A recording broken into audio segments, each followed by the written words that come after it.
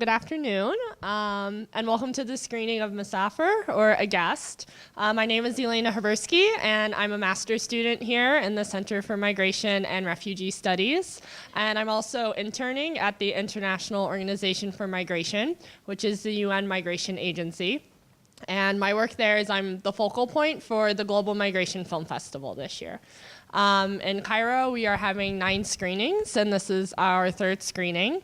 And all screenings are free entry, so we hope to see you at more. The Global Migration Film Festival showcases films that capture the promise and challenges of migration, both for the migrants themselves and for the host communities, so both for migrants and Egyptians. And this year, the festival is being held in over 90 different countries. So this is the largest one, and we hope to have it annually. Today's screening is a documentary film. It shows the stories of 3 teenage refugees from war-torn countries of Palestine, Syria, and Iraq, who fled to Istanbul in search of better lives. The movie highlights their background story, how they adapted to life in a multicultural city, and their contributions to Istanbul. For this screening, we would like to thank both Dr. Hussein Amin, who is the director of the Adham Center for Journalism, and Dr. Ibrahim Awad, who is the director of the Center for Migration and Refugee Studies. So I hope you all enjoy the film, and then after the film, we're going to have a small panel discussion on how media plays a role in the migration process. So thank you.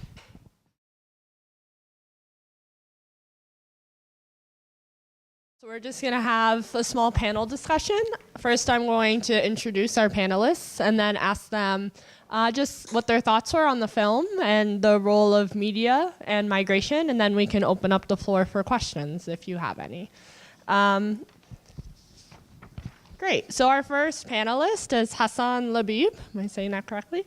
Hassan graduated from AUC with both a BA in Communication and Media Arts in 2012 and an MA in Television and Digital Journalism in 2016. He has worked in several multinational networks, such as Orbit Showtime Network, NHK, the Japanese Broadcast Network, and Bilal Media Production for On TV. And during his work in media production, he has worked on several investigative documentaries, and 2 of them won the Arab Reporters for Investigative Journalism. And these reports were on gender identity disorder and African refugee, which focused on the problems that African refugees from Sudan, Ethiopia, and Eritrea face in Egypt. And I've seen it, and it's excellent, so I would suggest you all watch it. And then our second panelist is Dr. Gerda Heck. She has this shared position as assistant professor in the Department of Sociology, Egyptology, and Anthropology, and the Center for Migration and Refugee Studies here at the American University in Cairo. Prior to this, she has held multiple positions in German universities. And her academic work and research focuses on migration and border regimes, urban studies, transnational migration, migrant networks and self-organizing, religion, and new concepts of citizenship. And she has conducted vast research in Germany, Brazil, China, the Democratic Republic of the Congo, France, Morocco, Turkey, and the United States, and has participated in various international research projects. So we welcome them both to the panel. So honestly, my first question is, what were your thoughts on this documentary? I mean, both of you have such vast experience both in journalism and in migration. So when you first watched this, what were your thoughts? How was it portrayed? What would you change? Would you not change anything? Did you think they asked the right questions? Were their stories told in, do you think, an accurate way for them? So we can start with Dr. Heck. Okay, hello, thank you. I saw this the documentary yesterday evening. Is it working? It's only for the camera, so I don't need it. I have to speak up, okay. First of all, it's a very positive image on refugees in Turkey, and the term Misafir, guests, is very positive connotated in this documentary. I would say you can also see it in another way. First of all, Turkish people call also migrants and refugee mülteci and göçmen, which is kind of usual. The term guest was initiated or was initially kind of evoked by the AKP government in 2011 and the beginning of the Arab Spring and the civil war in Syria when all the Syrians came A return guest means, of course, first of all, welcoming, but also at the same time, you have to go. And this term creates a lot of problems for many refugees and many migrants who are in Turkey, who are probably having a good position or whatever, but they have no future prospect there, and they know that at some point they have to go. Going back to Syria is not possible, going back to Afghanistan is probably impossible, but so we are in an insecure position. And I was a little bit, I was a bit shocked by this kind of total positive connotation. Second, I think what is nice, there are really positive examples of refugees and how we are engaging and what they are doing. But they are, at the same time, also a little bit exceptions, I have to admit. You know, we have 3 million Syrian refugees who are in Turkey at the moment. Not all of them have a chance to get a grant at the university and live a life like that. But above them, there are like 400 other refugees or undocumented migrants in Turkey who also don't have that much right to enter university. And this was a little bit not really in the film, which I think a little bit, I'm sorry about that. Yes, this is my first impression. Thank you. Well, I've watched this documentary once you sent it to Selma, and like basically I think they missed the point, because if you're talking about Misafir or guest in the terms of media, I need to see how the Turkish population treats as they say, Misafir or refugees. I didn't see that interaction, and I think from this point where they just have three, in media we have, if someone keeps talking and talking, that's a talking head, and we have 3 talking heads just telling me or narrating their daily lives. I wanted to see that interaction. The only interaction we saw was the Syrian guy buying a sandwich, a shawarma sandwich, and a cheese sandwich in the beginning, and then buying a pen and some papers. But is this the real way how the Turkish population and citizens deal with the refugees there? I've never been to Turkey and I don't know. In Egypt, it's not the same. Sometimes you treat them good, sometimes you treat them bad, and depends on where they come from. So I think that they missed this point off completely. So the interaction. Yeah. And then one thing that is big in the field of migration is whose story is it to tell? So is it the migrants and the refugees? Should they have total autonomy and control over their own story? Or do you think for media purposes that it should be, for example, maybe a documentary filmmaker from the outside trying to show, you know, how they view the situation? Or do you think it should be a bit of both? Like, who should have control over these stories? I mean, especially 3 million refugees in Turkey, there are so many stories. So just based off of your research, both in Turkey and your media research, how would you view that? Well, for me, it's basically, it's a cut between both. Are you doing, what kind of documentary are you doing? Like when we did investigative documentaries and investigative reports here in Egypt, we integrated a part of narration of the reporter, and then interaction between the refugees and their community. So there's different ways to do it. But here, it was lacking. It was just the 3 refugees from Afghanistan, Syria, and Palestine. I expected more. I expected either a reporter to add something, the reporter would be the link between the 3, or another interaction between, as I said before, the Turkish population or a Turkish official or someone from the IOM or the UNHCR in Turkey. That was lacking for me. Okay, I think you can do both. You can do a documentary integrating the voices and also the IOM. I don't think that you have to have someone who is official in the documentary, but then it's another approach. So I think in that way, you can have these 3 people and they can talk, but then I would kind of agree with you. You only see them talking, you don't see anything else. You don't see their daily life really, the interaction with someone else. So it would be nicer. You can also do a documentary on only one person who's successful. I don't think that you have to an overall view on it. But when I would agree, when it was a little bit too less of that. And then just one final question before I open up to the audience. How do you see the role of media in migration? Because migration has always been occurring, especially in the Middle East and North Africa. And then it seemed once the migrants started going to Europe and there were more almost media presence in Europe that it became a crisis, that it became a problem.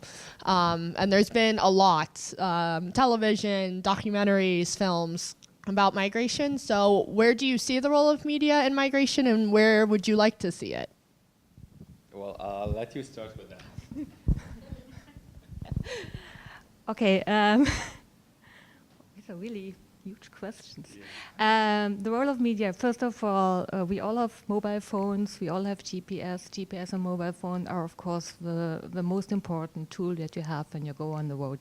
Whether you go on an airplane or you are setting up on the boat and crossing the Mediterranean, that's for sure. And it is the most important tool that you have in communication, whether with your friends, whether with your family, whether with the smuggler or whoever, or with the travel agency. You know, we have this kind of different layers on the one hand. On the other hand, there is a lot of discussion about how bad the media is kind of portraying the immigrant. I think we have to be really careful about that because there are really good documentaries, there are really good articles, good journalism on it on the one hand, but there is of course also the other side. So if you're talking about the media, we should have to have it in a really broader kind of picture. Obviously, at some point, the most tragic films, the most tragic situations are filmed and broadcast, and people like to see them also. So it's not only about the media, it's also about this kind of viewing behavior, who likes to see it. And this, of course, creates problematic situations. Thank you. All right. When we started in my old production company where I worked, when we started with the investigative documentaries, our goal was we're not just going to air a report and that's it. We're going to try to find a solution for it. The solution might not be the ideal one, but we give a couple of solutions where we think it's possible. And I think this is from the group of people that I hang out with. They're tired of just watching things and having, okay, this is the problem. We've seen this problem, for example, the refugees from Palestine, Afghanistan, Syria, now Yemen. What's the solution? And I think this is what the role of media should be, is giving, I'm not saying that the media, we can give the solution, but we can see and say, all right, these are the options that we have, and have the world leaders decide on it. Will it work or not? I'm not sure. But at least when we did the documentary on the African refugees here in Egypt, we tried to do that, and we tackled more on local integration. Thank you so much. So are there any questions from the audience? Jenna? I was just wondering, you're saying that they kind of focused on refugees who are relatively well off and are kind of succeeding in Turkey. And I'm wondering if, given the overall context of the media that we see about refugees in Turkey, and how they're all suffering and they're, squished together in basement apartments, if it's kind of, if maybe the film is meant to counteract that and say, they don't all have these gruesome, terrible stories. Some are actually succeeding and would like to continue living in Turkey. I guess that's more of a comment. I totally understand what you mean, and I would definitely, among a different situation, totally agree with that. But if you're really watching this movie, it comes to my mind that you think this is a little bit state propaganda. Yeah, it's Turkish TV, by the way. This is why I was a little bit like, okay, this kind of Misafir, this guest, and we are so welcoming. This is a kind of a common discourse. This is not really fitting all the time with what is happening. On the other hand, I totally agree. I think you don't have to show all the time miserable situations, but I think this is why I made this comment in the beginning. I just like to add something because when I was asked here, I was asked from the technical side. So I have just an issue with the report. They had 4.5 minutes of the mosque, and that for me, none of them talked about the mosque, none of them talked about the religious beliefs. So it's basically they're doing it for beauty shots. So you have 4.5 minutes that I would say was a waste of time and screen. You could have had it more in a suitable location other than a mosque. Also, in one of the parts, the Palestinian guy said, but a person from outside is just watching people died. And the shot after that is an old guy sitting on the floor with his head down. And my mind is like, okay, this old guy is dying or dead. And this is the problem. When you shoot and you edit for television, you need to watch what you're writing, and then after it, what's the picture. So the picture, he's saying dying, and then there's an old man sitting on the floor, heads down. Okay, this old man is dead in the mosque, and no one cares. And this is why I was here, and just I laughed, because I watched it like 2 or 3 times, this same part, the mosque part, and every time it's like, you're saying he's dead, basically. So from a technical aspect, you were like... This is a big mistake. Interesting, because I would never think of these things. Are there any other questions from the audience? No? Well, thank you to our panelists, both Dr. Haq and Hassan. Thank you so much for taking time out of your day. Again, we'd like to thank the Adham Center for Journalism and the Center for Migration and Refugee Studies for co-hosting this event with the International Organization for Migration.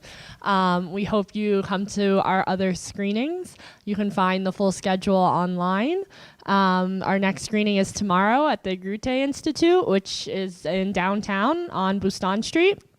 There are 2 locations, so this one is the downtown location. And the film will be about migrant domestic workers in Lebanon. So it should be really interesting. This is a very discussed topic, and we hope you will join us tomorrow. It starts at 7 p.m. Thank you all for coming and taking time out of your break.